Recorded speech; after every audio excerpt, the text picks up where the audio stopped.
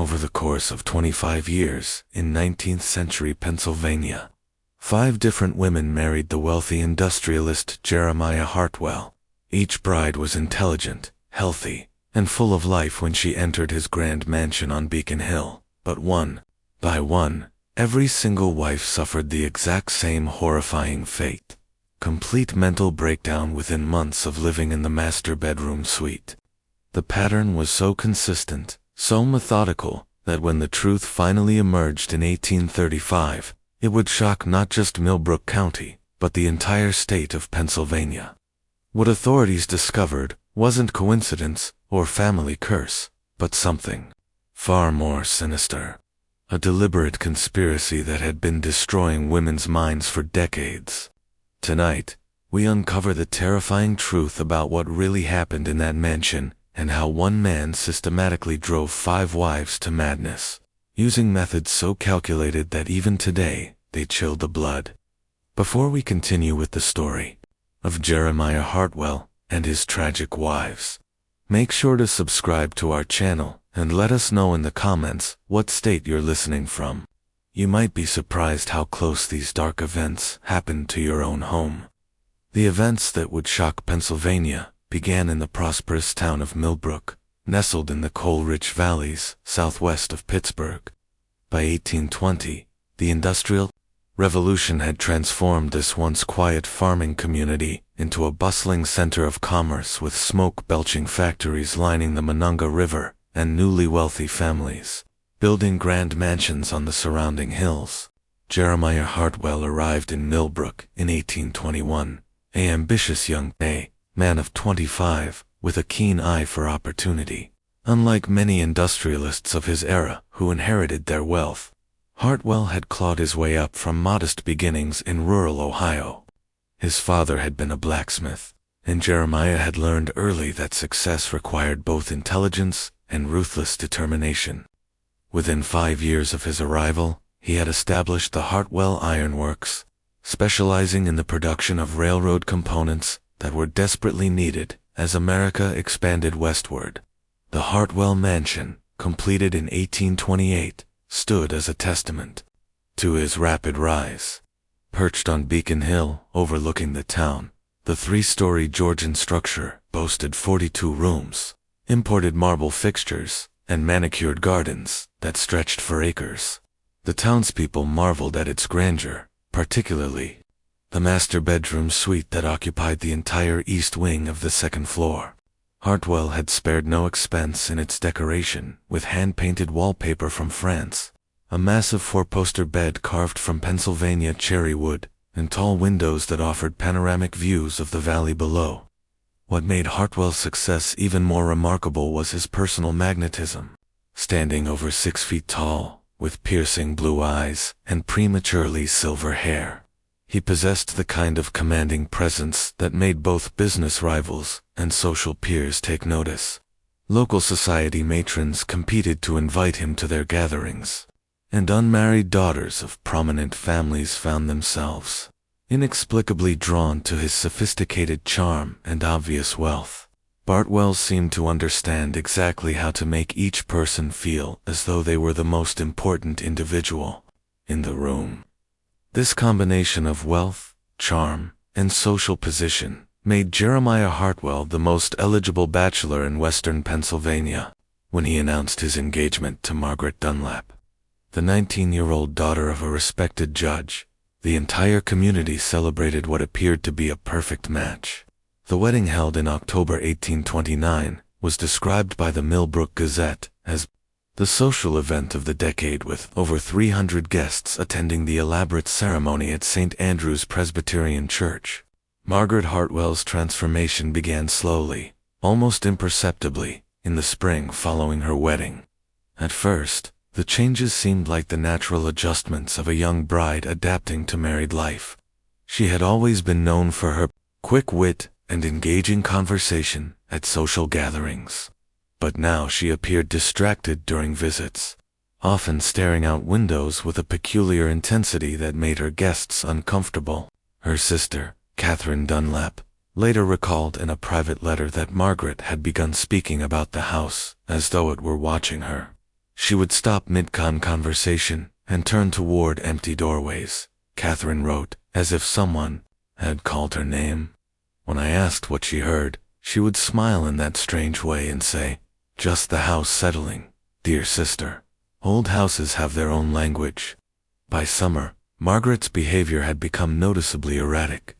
She began refusing to sleep in any room other than the master bedroom, claiming that the house felt wrong when she wasn't in her proper place. The household staff, initially charmed by their mistress's gentle nature, grew increasingly uneasy as Margaret developed what they privately called the watching habit. She would position herself at the bedroom windows for hours, not looking out at the gardens or the town below, but staring intently at her own reflection in the glass, moving her head slightly from side to side, as if studying herself from different angles. The breaking point came on a humid evening in August, 1830. The Hartwells were hosting a dinner party for several prominent Pittsburgh businessmen when Margaret suddenly stood up in the middle of the main course, walked to the dining room's large mirror, and began having an animated conversation with her reflection. The guests watched in stunned silence as she gestured emphatically and appeared to be arguing with the image in the glass, occasionally laughing in a high-pitched manner that no one had ever heard from her before. She kept asking her why she looked so tired, recalled Thomas Petton, one of the dinner guests in his journal. But the most unsettling part was that she seemed to be waiting for answers, pausing as if the reflection was speaking back to her. When Mr. Hartwell gently tried to guide her away from the mirror, she became agitated and insisted that she wasn't finished talking yet. That night, according to the testimony of Sarah Quinn, the head housekeeper, Margaret was found at 3 o'clock in the morning, standing in the master bedroom, completely naked, methodically tearing down the French wallpaper, strip by strip. When Sarah entered the room, Margaret turned with a serene smile and explained that she needs to see what's underneath. The walls, when fully exposed, revealed nothing but standard plaster and wood inlays. But Margaret nodded with satisfaction, as if she had uncovered some crucial secret. Dr. Harrison Henley, the family physician, was summoned the following morning.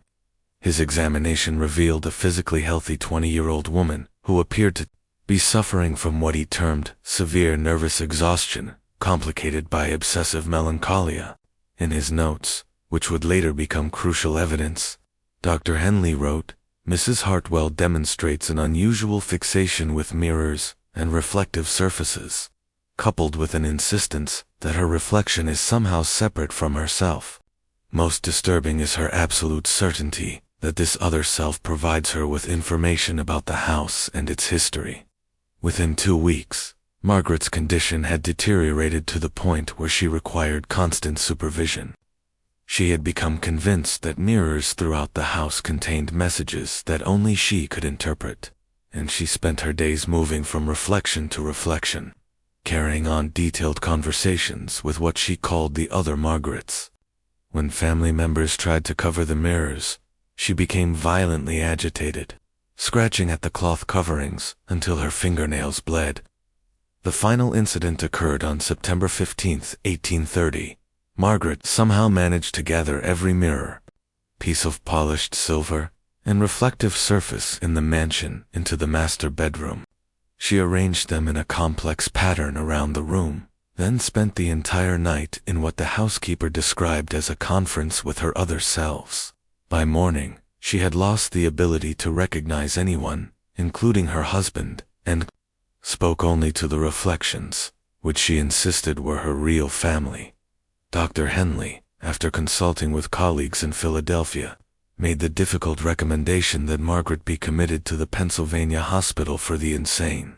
On a gray October morning, as autumn leaves swirled around the Hartwell Mansion, Margaret was led away in a closed carriage, still calling over her shoulder to tell the others, "I'll be back soon." She would spend the remaining 43 years of her life in that institution, never recovering her sanity, and never ceasing to search for mirrors in her restricted room. The commitment of Margaret Hartwell sent shockwaves through Millbrook's social elite. but the community's response revealed the complex attitudes toward mental illness that characterized the 1830s. While some whispered about hereditary madness or moral failings, most of the town's prominent families rallied around Jeremiah, viewing him as a tragic figure whose promising marriage had been destroyed by forces beyond his control. The prevailing medical wisdom of the era attributed female mental illness to a variety of causes, ranging from excessive reading to disruption of natural feminine roles. Dr. Henley's official reports submitted to the county authorities cited Margaret's condition as likely resulting from overstimulation of the nervous system due to the sudden elevation in social position and domestic responsibilities. This explanation satisfied most observers as it aligned with common beliefs about the delicate nature of the female constitution. For 3 years following Margaret's commitment, Jeremiah Hartwell lived as a reclusive widow-rower, maintaining his business interests, but avoiding social gatherings. The master bedroom was sealed, its contents covered with white sheets, and Jeremiah moved to a smaller room on the 3rd floor. The household staff, reduced to just the essential positions, reported that their employer spent most evenings in his study, poring over medical texts and correspondence with various physicians about his wife's condition. During this period, Hartwell became obsessed with understanding what he called the science of mental affliction. He accumulated an extensive library on topics ranging from phrenology to the latest European theories about nervous disorders. His personal journals, discovered decades later, reveal a man genuinely tormented by his wife's fate and desperately seeking rational explanations for her breakdown. In 1833, Jeremiah received word that Margaret had died in the asylum, her final years marked by progressive physical deterioration that accompanied her mental decline. The funeral was a small private affair, attended only by immediate family members. Margaret was buried in the Hartwell family plot in Millbrook Cemetery, her gravestone bearing only her name, dates, and the inscription, "Beloved wife, at peace." The tragedy seemed to mark the end of one chapter in Jeremiah's life, but those closest to him noticed that Margaret's death had changed him in subtle but profound ways. His business associates remarked that he had developed an almost obsessive attention to detail in his personal appearance and surroundings. He began requiring that all mirrors in his office be cleaned twice daily, and he had developed a habit of checking his reflection frequently throughout business meetings, as if verifying that he appeared normal to others. More significantly, Hartwell had begun speaking about marriage again, but in terms that struck many as coldly analytical rather than romantic. He would discuss the requirements of a suitable wife with the same methodical approach he applied to business negotiations, creating what he called compatibility assessments for potential candidates. It was during this period that Hartwell met Elena Rodriguez, the 22-year-old daughter of a Spanish merchant who had recently established trading connections with Pittsburgh's growing industrial sector. Elena possessed a rare combination of intelligence and beauty that immediately captured Hartwell's attention.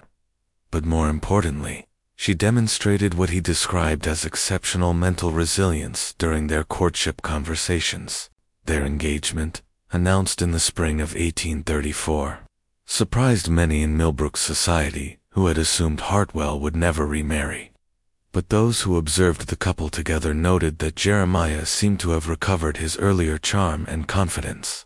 Elena, for her part, appeared genuinely happy and excited about becoming mistress of the grand mansion on Beacon Hill. The wedding took place in June 1834, a more modest affair than Hartwell's first marriage, but still elegant enough to satisfy social expectations. As Elena moved into the mansion, Hartwell made a decision that would later seem significant. He reopened the master bedroom suite, having it completely redecorated with new wallpaper, furnishings, and most notably, an entirely new collection of mirrors. Elena embraced her role as mistress of the Hartwell household with enthusiasm and grace. She was particularly proud of the master bedroom, often giving tours to visiting ladies and pointing out the beautiful mirrors that reflected light throughout the spacious suite. She seemed to take special pleasure in the large vanity mirror, where she would sit each morning and evening, brushing her long, dark hair, while chatting happily with her personal maid about the day's activities.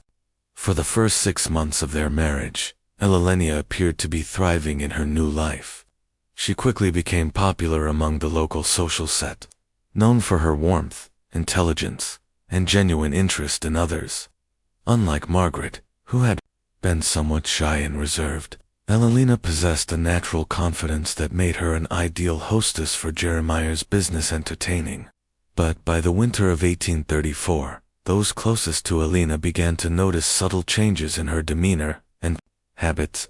The first signs of Elena's deterioration appeared in February 1835, manifesting in ways that were eerily reminiscent of Margaret's early symptoms. Though the household staff had been strictly instructed never to discuss the previous Mrs. Hartwell's illness with the new bride, Elena's personal maid, Maria Santos, a young woman who had accompanied Elena from her father's household, kept detailed notes in her private diary about her mistress's changing behavior. These notes, discovered years later, hidden in the mansion's attic, provide the most complete record of Elena's gradual transformation. Signora Elena has begun spending much longer at her vanity, Maria wrote in early February. This morning she sat brushing her hair for nearly 2 hours, but she was not looking at herself. She was staring just to the left of her reflection, as if watching someone else in the mirror. When I asked if she needed anything, she said, "She's trying to tell me something important. Maria, I must listen carefully." By March, Elena had developed what she called mirror conversations, though she insisted they were different from simply talking to herself. According to Maria's accounts, Elena would position herself before various mirrors throughout the house and engage in what appeared to be dialogues, pausing to listen and responding to unheard questions or comments. Unlike Margaret's agitated interactions with her reflection, Elena's conversations seemed pleasant and informative. "She tells me things about the house that I never knew," Elena confided to Maria one afternoon, "about the previous family who lived here, about the secrets hidden in the walls. She's very knowledgeable about household management, too. She's given me excellent advice about organizing the staff schedules." Dr. Henley, still serving as the family physician, was discreetly consulted when Elena's behavior became more pronounced. His private notes from this period reveal his growing concern about what he termed a most troubling parallel to the previous Mrs. Hartwell's condition. However, Elena's symptoms differed in significant ways that made diagnosis difficult. While Margaret had become increasingly agitated and incoherent, Elena remained articulate, rational, and functional in all areas except her relationship with mirrors. The turning point came in April 1835, when Elena announced to the household staff that she had learned something very important from her conversations with what she now called the mirror woman. She had discovered she claimed that the previous Mrs. Hartwell was still present in the house, trapped within the reflective surfaces and trying to warn future wives about the truth behind the walls. Elena has become convinced that the mirrors contain some form of spiritual presence, Dr. Henley wrote to a colleague in Philadelphia. However, unlike cases of religious mania or supernatural delusions I have encountered, she maintains perfect rationality in all other matters. She continues to manage the household efficiently, maintains normal social relationships, and shows no signs of the physical deterioration typically associated with mental illness. The obsession appears to be completely focused on reflective surfaces and what she believes they reveal about the house's history. Jeremiah's reaction to his second wife's developing condition was markedly different from his response to Margaret's illness. Rather than seeking immediate medical intervention, he began what he called careful observation and documentation of Elena's behavior. His journals from this period show a man trying to understand the apparent pattern emerging in his household. Elena's condition progresses along remarkably similar lines to Margaret's, he wrote. yet with enough variation to suggest that the underlying cause may be environmental rather than constitutional. Both women were perfectly healthy before residing in the master bedroom suite. Both developed fixations with mirrors within months of taking up residence. Both claimed to receive information from their reflections that they could not have known previously. This analytical approach led Hartwell to conduct what he called controlled experiments with Elena's condition. He began documenting exactly which mirrors triggered the strongest responses, at what times of day the conversations were most intense, and what specific information Elena claimed to receive from the reflections. His notes reveal a systematic attempt to understand whether external factors might be contributing to his wife's mental deterioration. The experiments yielded disturbing results. Elena's most intense episodes occurred in the master bedroom between sunset and midnight, always, involving the same large vanity mirror that had been Margaret's primary focus. The conversations followed consistent patterns with Elena, asking questions about the house's history and receiving what she described as detailed answers about previous residents, hidden rooms, and secrets that must be preserved. Most unsettling was Elena's claim that the reflection had shown her the truth about what happened to the first wife. According to Elena, Margaret had not gone insane at all, but had discovered something so shocking about the house or its owner that she had been deliberately made to appear mentally ill to discredit her potential revelations.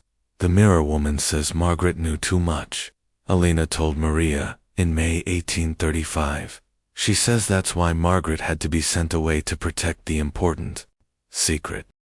But she also says Margaret is still trying to warn people through the mirrors, because the truth must eventually come out. By summer, Elena's behavior had become impossible to hide from Millbrook society. She had begun refusing to attend social gatherings unless the host's home contained mirrors, where she could check with her advisor about appropriate conversation topics. When forced to attend mirror-free events, she became anxious and distracted, often excusing herself early to return home to her consultations. The situation reached a crisis point in August 1835, when Elena announced to Jeremiah that she had learned something that would change everything about their marriage and his position in the community. Elena's revelation came on a stifling August evening when the summer heat seemed to press against the mansion's windows like living thing. Jeremiah found his wife in the master bedroom, seated before the vanity mirror. But this time she was not engaging in her usual animated conversations. Instead, she sat perfectly still, her hands folded in her lap, staring at her reflection with an expression of profound sadness. "She has shown me the truth about this house," Elena said without turning away from the mirror. "About what you do to women who live in this room, Jeremiah. About why Margaret really went insane." According to Jeremiah's journal entry from that evening, Elena then revealed a series of allegations that left him stunned. She claimed the mirror woman had shown her hidden passages within the walls, secret rooms where previous occupants had been kept against their will, and evidence of what she termed medical experiments conducted on unwilling subjects. Elena has constructed an elaborate fantasy involving secret chambers and clandestine activities, Jeremiah wrote. She insists that Margaret discovered evidence of these alleged crimes and that her mental breakdown was artificially induced to silence her. Most disturbing is her claim that the mirrors somehow contain memories of these events accessible only to women who spend enough time in the master bedroom. But Elena's accusations went beyond vague conspiracy theories. She provided specific details about the mansion's construction, claiming the mirror woman had revealed the existence of hidden passages that connected the master bedroom to unused sections of the house.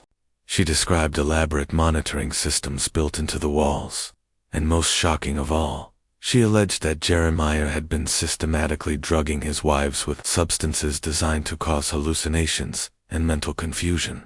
"The medicine you give me for my headaches," Elena confronted her husband that night. "It's not medicine at all, is it? She showed me what it really does, how it makes women see things that aren't there." how it makes them appear insane to outside observers. Jeremiah's response to these accusations was swift and decisive.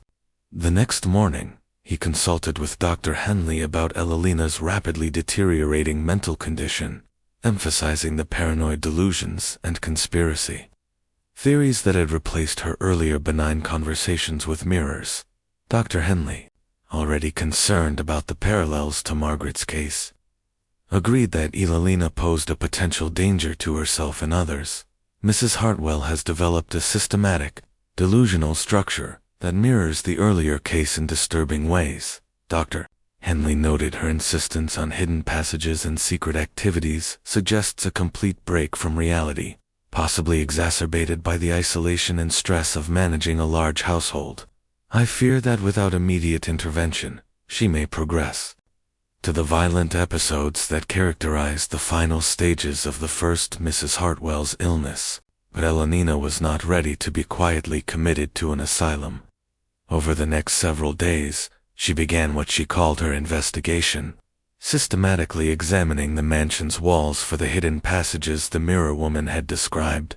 She recruited Maria and several other household staff members, convincing them to help search for loose panels, hollow spaces, and concealed doorways. The search yielded unexpected results. Behind a wardrobe in the master bedroom, Maria discovered a section of wall that sounded hollow when tapped. Further examination revealed a narrow panel that, when pressed, swung inward to reveal a cramped passage running between the walls. The passage, barely wide enough for a person to squeeze through, appeared to connect several rooms on the second floor, and contained what Elena described as observation ports, small holes that allowed someone in the passage to see into the bedrooms without being detected. The mirror woman was right. Elena told Maria triumphantly, "The passages are real, just as she said they would be. If this part of her story is true, then everything else must be true as well." The discovery of the hidden passages sent shockwaves through the household staff, but their impact on Jeremiah was even more profound. His journal entries from this period show a man struggling to maintain control of a situation that was spiraling beyond his ability to manage through conventional means. Elena's delusions have led to the discovery of architectural features I was unaware existed in my own home, he wrote. The previous owner made no mention of these passages during the property transfer, and I can only assume they were constructed for purposes I cannot fathom. However, Elena's interpretation of their significance has become completely divorced from rational explanation. She now views every aspect of the house's design as evidence of a vast conspiracy directed against women in general, and wives in particular. As word of Elena's discoveries spread through Millbrook's gossip networks, Jeremiah found himself facing questions he could not adequately answer. Why hadn't he known about the passages? What was their original purpose?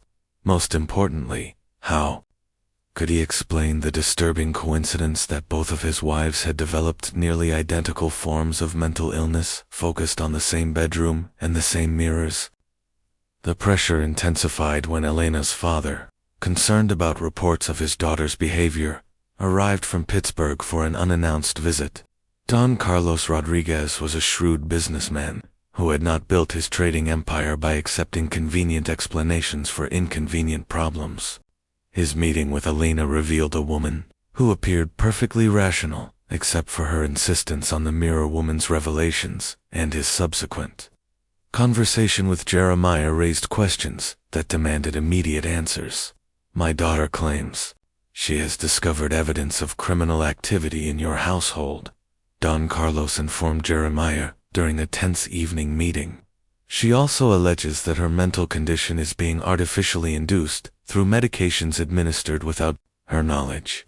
These are serious accusations that cannot be dismissed simply because they originate from someone whose sanity is questioned." Just when we thought we'd seen it all, the horror in the Hartwell Mansion intensifies. If this story is giving you chills, share this video with a friend who loves dark mysteries. Hit that like button to support our content, and don't forget to subscribe to never miss stories like this. Let's discover together what happens next, as the truth behind Five Wives' madness finally begins to emerge. The confrontation between Don Carlos and Jeremiah Hartwell took place in the mansion's library, a room notably devoid of mirrors or reflective surfaces. Elena had insisted on being present, claiming she needed to consult with her advisor before making any important decisions about her future. When informed that no mirrors were available in the library, she became agitated and requested that a hand mirror be brought to the meeting. "I cannot discuss important matters without her guidance," Elena insisted. "She knows things about this house and its history that no one else understands. She has been trying to protect me, just as she tried to protect Margaret." Don Carlos's reaction to his daughter's behavior was markedly different from the responses of previous observers. Rather than dismissing Elena's claims as delusional, he began asking specific questions about the information she claimed to receive from the mirror woman. His approach revealed details that had not emerged during Dr. Henley's medical examinations. "Tell me exactly what this mirror woman has revealed about the house's previous occupants," Don Carlos requested. Elena's response provided information that should have been impossible for her to know. Detailed descriptions of the mansion's original owner, specific architectural features that predated Jeremiah's ownership, and most disturbing of all, accurate information about financial transactions and business dealings that had occurred before her arrival in Millbrook. Jeremiah's attempts to explain these revelations as coincidence or lucky guesses were undermined by Elena's continued accuracy. She described business associates Jeremiah had never mentioned to her, detailed his private correspondence with investors, and most shocking of all, provided accurate accounts of conversations that had taken place in the library years earlier, before she had ever set foot in the house. "The mirror woman sees everything that happens in the house," Elena explained. "She has been watching and listening for years, accumulating information about all the residents and visitors. She knows about the secret business arrangements, the hidden financial records, the real reason Jeremiah chose this particular house for his residence." As Elena continued her revelations, a pattern emerged that transformed the investigation from a medical case to a criminal inquiry. The information she provided suggested that the Hartwell Mansion had been deliberately chosen for its hidden passages and observation capabilities, that Jeremiah's business success was built on information gathered through covert surveillance of his guests and competitors, and most damning of all, that his marriages were strategic arrangements designed to provide cover for activities that require the appearance of domestic respectability. The evening's discussion was interrupted by the arrival of Dr. Henley, summoned by Jeremiah to provide medical testimony about Elena's condition. However, Don Carlos's presence changed the dynamic of what Jeremiah had intended as a commitment hearing. Instead of a simple evaluation of Elena's mental state, the meeting became an interrogation of the circumstances surrounding both wives' illness. "Dr. Henley," Don Carlos inquired, "in your medical opinion, what could cause two different women with no previous history of mental illness to develop nearly identical symptoms after residing in the same location?" Dr. Henley's response revealed the limitations of 1830s medical knowledge, but also his growing suspicions about the case. While such coincidences are unusual, he admitted they are not impossible. Environmental factors including stress, isolation, and exposure to certain substances could theoretically produce similar symptoms in different individuals. However, the specific focus on mirrors and the consistent reports of receiving information from reflections suggest either a shared delusion or what, Dr. Don Carlos pressed, or the possibility that both women were exposed to similar environmental conditions that produced similar hallucinogenic effects, making them susceptible to suggestion and false memories while maintaining their ability to function normally in other areas. The implications of Dr. Henley's statement hung heavy in the library's stifling air. If Elena's condition was artificially induced, then Margaret's similar breakdown took on an entirely different meaning. Rather than tragic coincidences, The wife's mental illness became evidence of systematic manipulation designed to discredit women who had learned information that threatened Jeremiah's carefully constructed facade. As the evening wore on, Elena's behavior became increasingly erratic, but in ways that suggested desperation rather than madness. She repeatedly requested access to a mirror, claiming she needed to verify important details before making serious accusations. When her requests were denied, she became agitated and began describing the contents of locked rooms and hidden compartments throughout the house. Information that Jeremiah insisted she could not possibly possess. The crisis reached its climax when Elena suddenly stood up and announced that the mirror woman had revealed the location of the evidence that will prove everything. She led the group to the master bedroom, where she directed them to a section of wall behind the massive wardrobe. Following her instructions, they discovered not only the hidden passage Maria had found earlier, but a concealed compartment containing documents and materials that would transform the investigation into a criminal prosecution. The documents hidden in the wall cavity told a story that was both more complex and more horrifying than Elena's mirror woman had suggested. As Don Carlos examined the papers by lamplight, the true scope of Jeremiah Hartwell's activities began to emerge from decades of careful concealment. The first revelation came from a leather-bound ledger containing detailed records of surveillance activities conducted from the hidden passages. Entry after entry documented private conversations, personal secrets, and business negotiations that had been observed and recorded without the knowledge of the participants. The entries written in Jeremiah's distinctive handwriting revealed how he had used this information to manipulate business deals, blackmail competitors, and gain advantages in financial negotiations. March 15, 1829, Senator Patterson discussed railroad route plans in drawing room with associates, confirmed northern passage through Millbrook Valley, adjusted investment portfolio accordingly.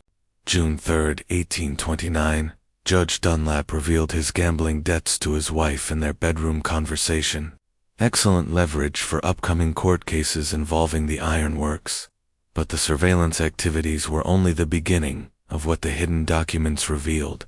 A second collection of papers wrapped in oilcloth and tucked beneath loose floorboards contained correspondence with a Dr. Heinrich Zimmermann, a German physician who had been conducting what he called experimental treatments for female hysteria at private institutions throughout Pennsylvania. Dr. Zimmermann's letters, written in a mixture of English and German, described a systematic program designed to induce controlled mental instability in women who posed threats to their husbands' interests. The treatments involved carefully measured doses of various substances including mercury compounds, laudanum derivatives, and plant extracts that produced hallucinations and disorientation while leaving patients physically functional. The beauty of the treatment, Dr. Zimmermann wrote in one letter, is that the subject retains enough rationality to appear normal in casual interactions, while developing specific obsessions and delusions that discredit any inconvenient truths they might reveal. The focus on mirrors is particularly effective, as it appears to be a natural feminine vanity taken to pathological extremes. Elena's accusations about being drugged were not paranoid delusions.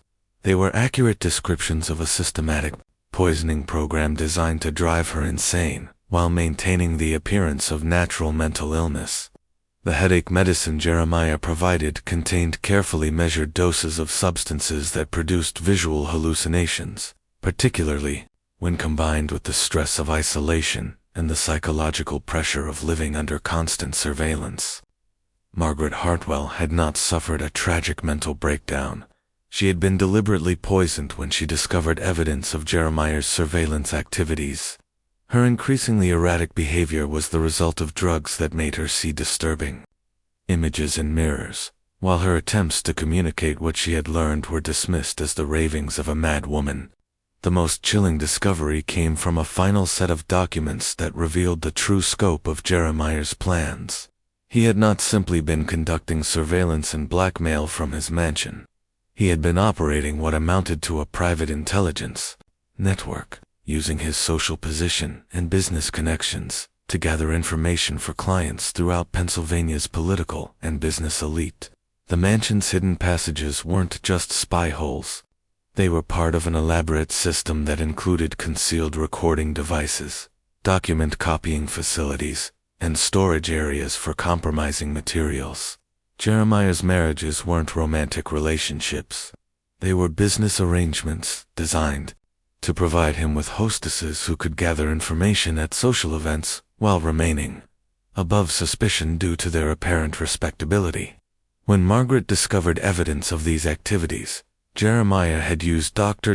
Zimmerman's treatments to discredit her potential revelations. When Elena began asking similar questions, he had simply repeated the same process, confident that the medical establishment's ignorance about the true causes of her symptoms would protect him from serious investigation. Don Carlos's reaction to these revelations was swift and decisive. As a successful businessman with political connections throughout western Pennsylvania, he understood immediately that the documents represented evidence of criminal conspiracy on a massive scale. More importantly, he recognized that his daughter's life was in immediate danger as long as she remained in Jeremiah's control. Elena will be leaving this house tonight, he informed Jeremiah, and she will be taking these documents with her as evidence for the authorities. Dr. Henley, I assume you will be revising your medical opinion regarding my daughter's condition. In light of this evidence, Dr. Henley's response revealed the ethical crisis facing medical professionals confronted with evidence that their patients had been systematically poisoned by people they trusted. If these documents are authentic, he said slowly, then both Mrs. Margaret Hartwell and Mrs. Elena Hartwell were victims of deliberate poisoning designed to simulate mental illness. Mrs. Elena's condition should improve rapidly once the toxic substances are eliminated from her system.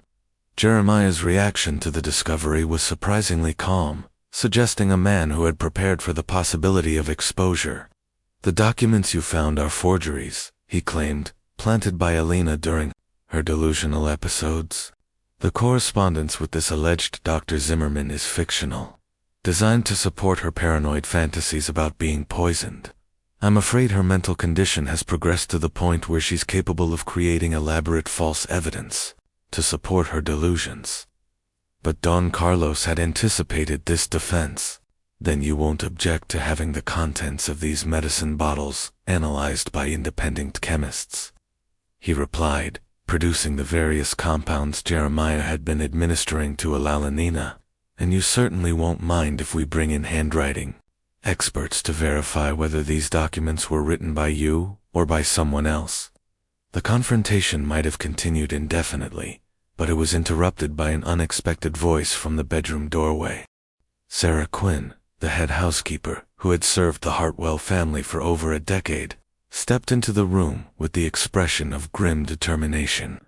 I can't stay silent any longer, she announced. I've watched two good women destroyed by what happens in this house, and I won't watch it happen to others.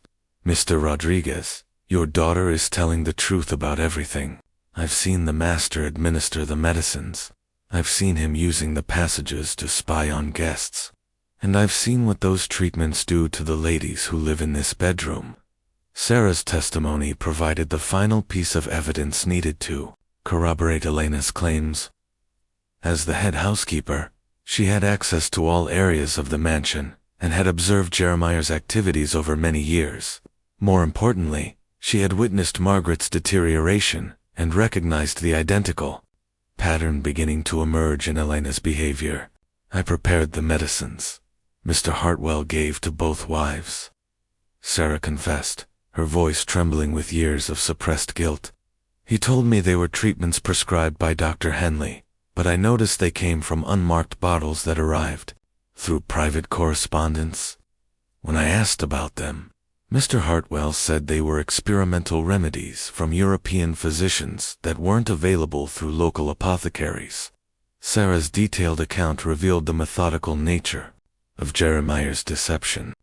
She described how he had gradually increased the dosages of the mysterious compounds, timing the administration to coincide with periods when the wives spent extended time in the master bedroom. She had observed both women's growing fixation with mirrors, their increasing isolation from friends and family, and their progressive inability to distinguish between reality and hallucination. The most terrible part, Sarah continued, was watching them try to tell people what they were experiencing, only to have everyone dismiss their words as madness. Mrs. Margaret kept insisting that someone was watching her through the walls, that her food tasted strange, that the mirrors showed her things that couldn't be real. Everyone said it was nervous hysteria, but I knew something was wrong when Mrs. Elena began describing exactly the same experiences. Dr. Henley's professional reputation hung in the balance, as the full scope of his unwitting participation in Jeremiah's scheme became clear. The medicines he had prescribed for both women's headaches and nervous conditions had been replaced with Jeremiah's poisonous compounds, administered under the guise of legitimate medical treatment. His diagnosis of mental illness had provided the perfect cover for systematic poisoning, allowing Jeremiah to destroy his wife's credibility, while maintaining his own reputation as a caring husband, dealing with family tragedy. "I need to examine Mrs. Elena immediately," Dr. Henley announced, his professional composure cracking under the weight of his realization. "If she has been subjected to chronic poisoning with hallucinogenic compounds, there may be physical evidence that could support these allegations. More importantly, we need to begin treatments to counteract any substances still in her system." But even as the evidence mounted against him, Jeremiah Hartwell demonstrated the calculating intelligence that had made him successful in business and espionage. Rather than continuing to deny the accusations, he shifted to what appeared to be a confession designed to minimize his legal exposure. "You're correct that I have been conducting surveillance activities from this house," he admitted with calm deliberation. "The hidden passages were installed by the previous owner, a man with similar business interests, who found them useful for gathering information about potential investors and competitors. When I purchased the property, I continued using these facilities because they provided significant advantages in commercial negotiations." Jeremiah's partial confession was carefully crafted to acknowledge the surveillance while denying the more serious charges of poisoning and conspiracy. He claimed that his wives had discovered the passages independently and had suffered mental breakdowns due to the stress of learning about his business activities. The medicines, he insisted, were legitimate treatments that had unfortunately proven ineffective against their deteriorating conditions. "Margaret became obsessed with the idea that I was using the passages to spy on her personally," Jeremiah explained, "when in reality, I was simply conducting necessary business intelligence gathering. Her mental condition deteriorated rapidly once she became convinced that every aspect of our marriage was part of some elaborate deception. Elena has unfortunately followed a similar pattern, constructing elaborate conspiracy theories to explain perfectly legitimate business activities.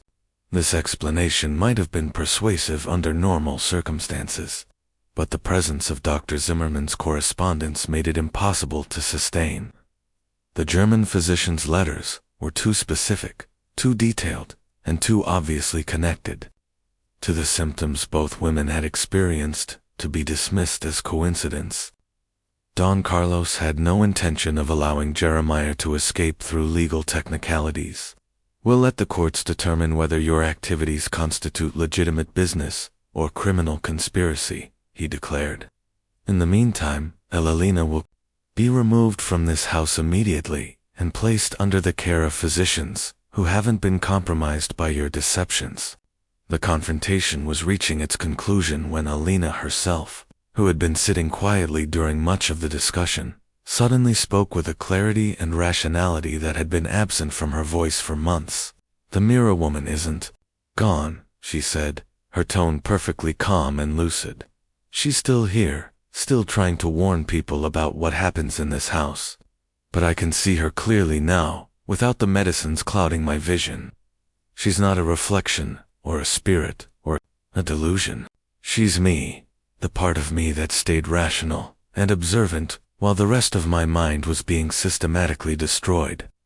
Elena's revelation represented a breakthrough that transformed the entire understanding of her condition.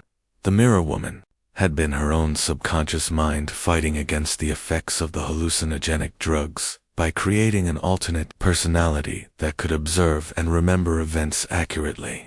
The conversations with her reflection had been internal dialogues between the drugged, confused Elena and the rational Elena who was trying to piece together the truth about her situation. I remember everything now, Elena continued. Every conversation I overheard through the passages. Every document I saw when Jeremiah thought I was too disoriented to understand. Every detail about his business arrangements and his correspondence with Dr. Zimmerman. The mirror woman wasn't giving me information. She was helping me remember information I had gathered myself, but couldn't access consciously because of the drugs. The immediate aftermath of Elena's recovery and the discovery of Jeremiah's conspiracy sent shockwaves through Millbrook and the broader Pennsylvania business community. Don Carlos wasted no time in presenting the evidence to county authorities, while Dr. Henley began the process of documenting Elena's recovery as proof that her condition had been artificially induced. Within days of discontinuing Jeremiah's medicines, Elena's symptoms began to disappear rapidly.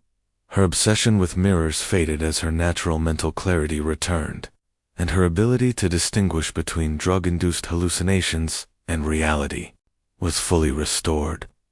Most significantly, her detailed memory of the information she had gathered during her months of impaired consciousness provided investigators with a comprehensive picture of Jeremiah's criminal network. The legal proceedings that followed revealed the true scope of what prosecutors termed the Hartwell conspiracy. Evidence gathered from the mansion's hidden compartments documented years of surveillance, blackmail, and information trafficking that had corrupted business and political dealings throughout western Pennsylvania. Jeremiah's clients had included corrupt judges, dishonest politicians, and unscrupulous businessmen who had paid substantial sums for compromising information about their rivals and opponents. Margaret Hartwell's tragic fate took on new meaning as investigators exhumed her body and conducted post-mortem examinations using the most advanced forensic techniques available in 1835. Traces of mercury and other toxic compounds found in her remains confirmed that she had died not from mental illness, but from the cumulative effects of systematic poisoning.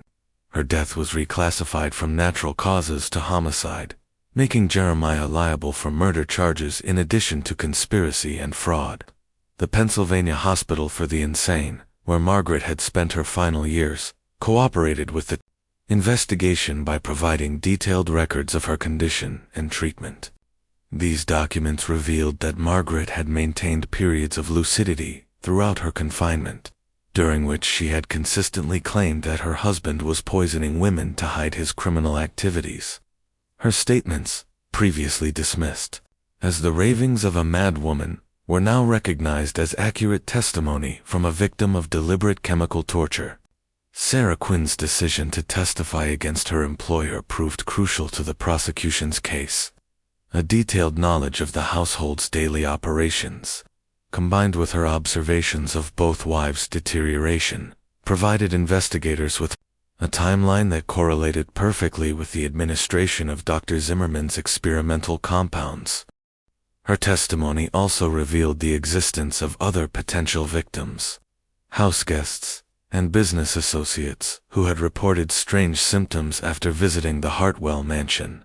Dr. Zimmerman himself was located in Philadelphia, where he had been conducting similar experiments on patients at a private asylum.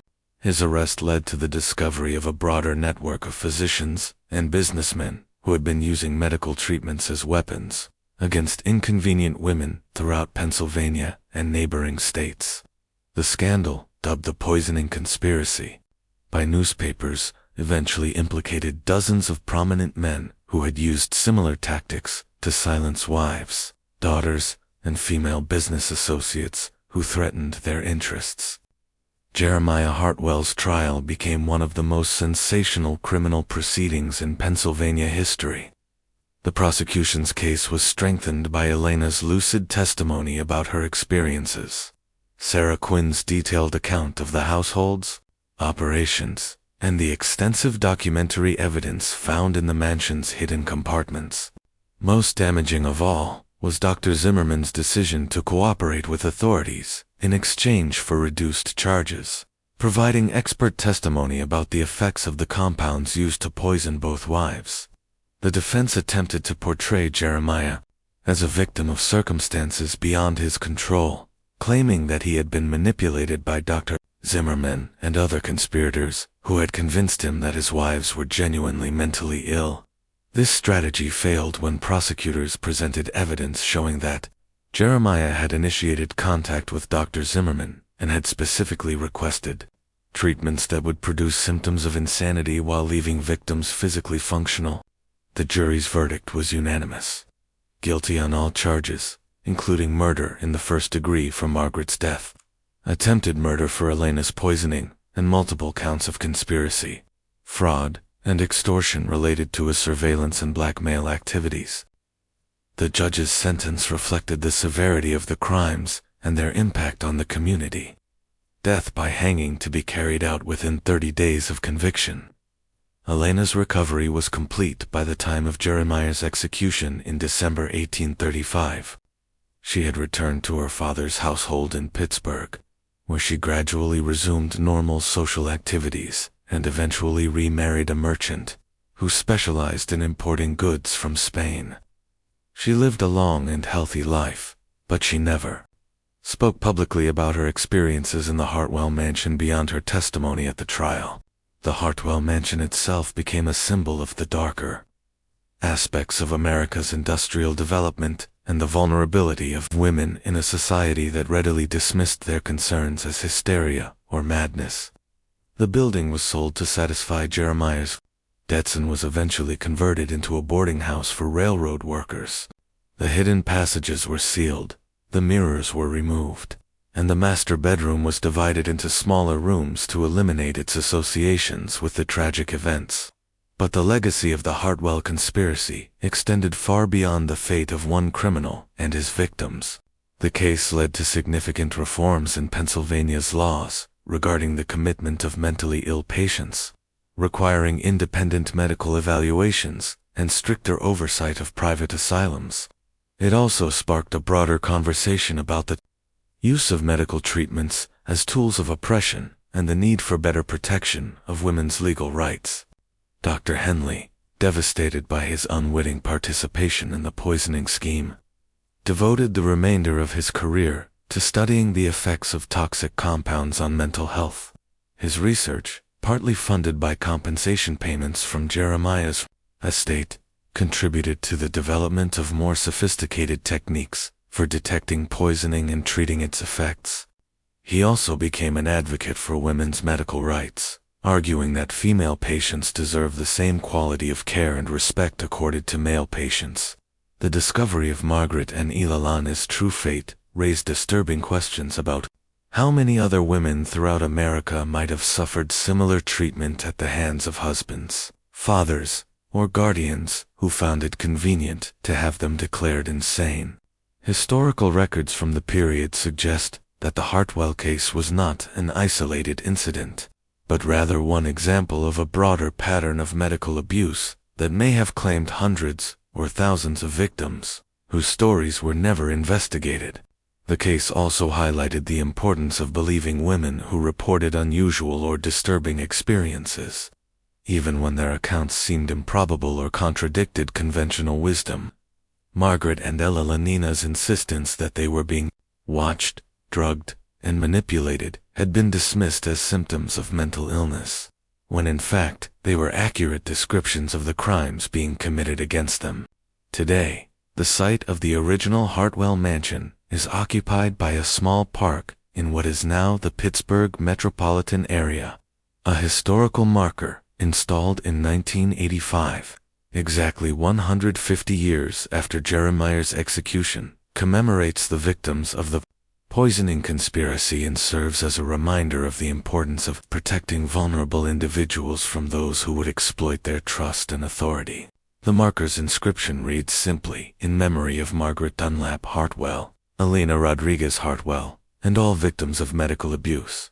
Their courage in seeking truth despite overwhelming obstacles helped establish important legal protections that continue to safeguard patients' rights today." This mystery shows us how easily the vulnerable can be victimized by those in positions of trust and authority, and how crucial it is to listen carefully when someone reports that their reality doesn't match what others expect them to experience. What do you think of this story? Do you believe everything was revealed? Or might there have been other victims whose stories were never uncovered? Leave your comment below. If you enjoyed this tale and want more horror stories like this, subscribe, hit the notification bell, and share with someone who loves mysteries. See you in the next video.